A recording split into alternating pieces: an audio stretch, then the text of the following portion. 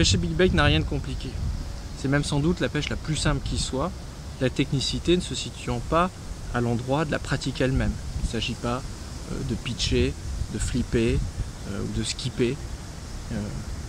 Il s'agit simplement de pouvoir expédier ces leurres, puis de pouvoir les animer facilement et de tenir plusieurs heures de cette manière. C'est pour ça qu'il y a peu de choses à savoir sur le big baiting pour pouvoir s'y mettre. Mais évidemment, si on ne vous l'explique pas, vous ne pouvez pas le savoir. La première chose à faire, c'est de choisir une canne. Et pour cela, il y a 3 critères à prendre en compte. 3 critères qui vont classifier en fait les cannes big bait entre elles et qui vont vous permettre de faire votre choix et de pouvoir vous initier ou d'aller un petit peu plus loin dans la pratique, surtout quand vous commencez à acheter 2 ou 3 cannes big bait. Pour ce faire, j'ai sélectionné simplement 4 cannes. 4 cannes de la gamme FZ, donc nous sommes à l'intérieur d'une même marque, de manière à ce que vous compreniez simplement les éléments logiques élémentaires à prendre en compte pour que vous puissiez choisir la canne qui vous sied. Je voudrais commencer avec une canne de la série Optimus, une série de cannes dont Sylvain Russo a dit qu'elle était probablement la meilleure série de cannes de l'année 2016, et je suis pas loin d'être d'accord avec lui.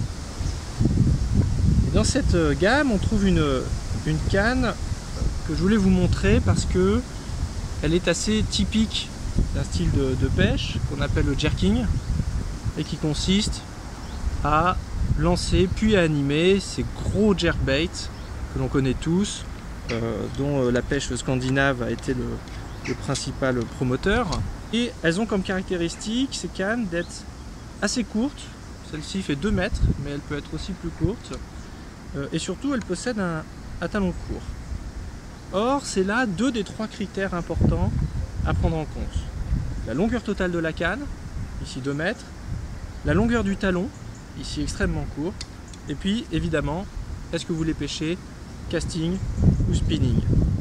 Moi, il me semble que pêcher sérieusement big bait en tambour fixe est très difficile, mais vous verrez que ça peut avoir aussi son avantage, surtout quand on débute. Toujours est-il que cette canne, pourquoi est-ce qu'elle est très courte en longueur et très courte au talon? C'est pour une raison en fait assez simple à comprendre. C'est que comme le jerking est une animation qui s'effectue vers le bas, il ne faut pas que la canne soit trop longue pour ne pas taper soit le bord du bateau, soit la végétation au bord.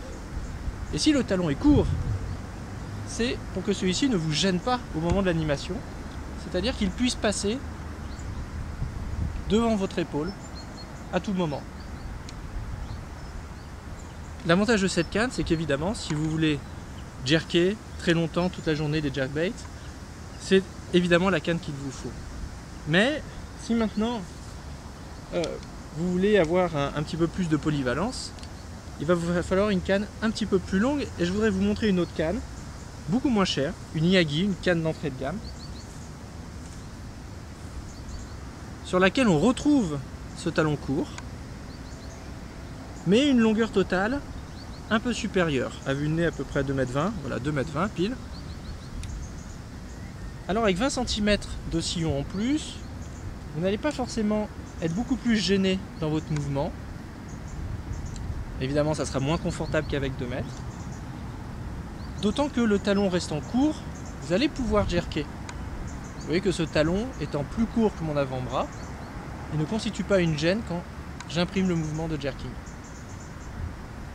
Mais comme elle est un petit peu plus longue, je vais aussi pouvoir lancer des swing baits à grande distance et pouvoir les animer correctement en essayant de coincer la canne contre moi.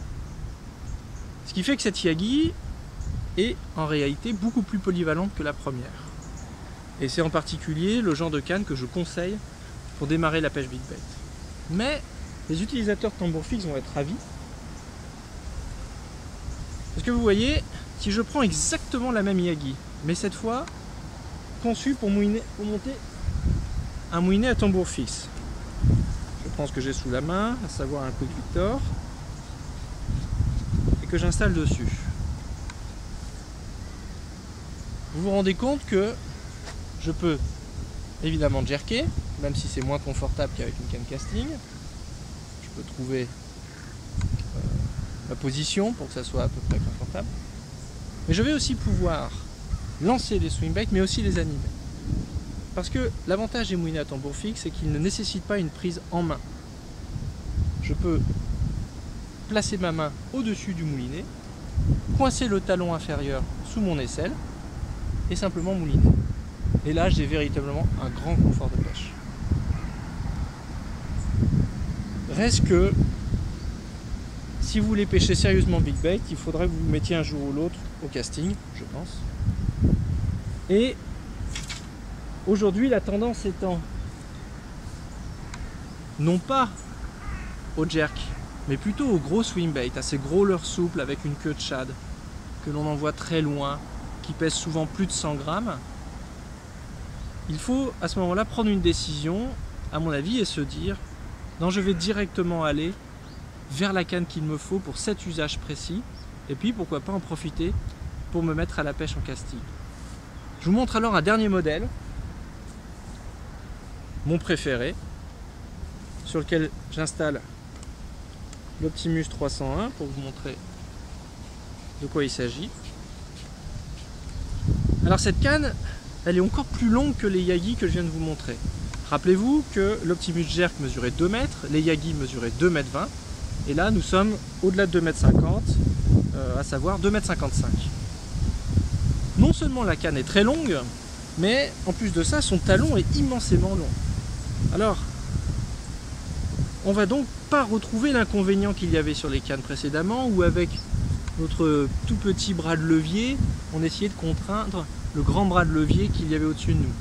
Cette fois, on a vraiment de quoi travailler, envoyer des swing baits très loin, tirer fort sur cette main-ci pour faire travailler le blanc qui est souvent un peu plus parabolique, de manière à ce que les leurres partent vraiment loin et vraiment facilement. Si vous devez toute la journée envoyer un leurre de 200 grammes devant vous, croyez-moi, vous apprécierez très rapidement d'avoir ce talon-là. Mais ce talon, il a aussi un deuxième avantage, qu'en fait nous venons de voir avec la canne précédente, c'est qu'une fois que j'ai lancé, comme l'action de pêche consiste essentiellement à mouliner continuellement, ce qu'on appelle le steady retrieve, en tout cas à mouliner, le cranking, on va caler le talon sous l'aisselle et tout simplement mouliner. Alors là vous allez me dire comment je fais pour ferrer. Et c'est l'autre avantage de ces cannes, c'est que le ferrage est beaucoup plus efficace. Du fait de la grande longueur de canne et du fait que vous êtes solidaire de votre talon avec votre bras et votre buste, c'est la rotation du buste qui apporte en réalité le ferrage. Et vous êtes beaucoup plus fort quand vous tournez le buste que quand vous levez le bras. Ça paraît facile à comprendre. Donc que ça soit dans un sens ou dans l'autre, c'est en réalité la rotation du buste qui va assurer le ferrage. Mais cette rotation du buste va vous permettre aussi de modifier des animations. Par exemple, je peux faire un stop and go, comme ça, tac, et je récupère ma bannière. Vous voyez? Je peux relever la bannière pour arracher des herbiers, par exemple. Et ce confort de pêche, avec ces grandes cannes, comme cette Impulse, c'est ce qui va vous permettre à la longue d'avoir réellement des résultats. Depuis un an ou deux, le prix du matériel Big Bait a énormément baissé. On trouve aujourd'hui des cannes à moins de 100 € qui sont parfaitement efficaces. J'en possède moi-même plusieurs.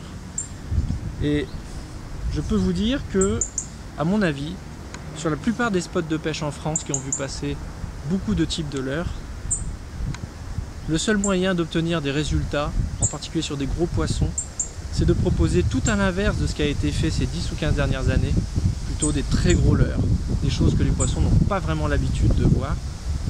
Et aujourd'hui, on peut le faire avec un investissement minimal. Je pense par exemple à ces moulinets à tambour tournant à moins de 200 € qui permettent enfin de pêcher Big Bait dans des conditions exemplaires, des moulinets qui autrefois coûtaient 400 ou 600 €. Et à mon avis, c'est la prochaine chose que vous avez à faire.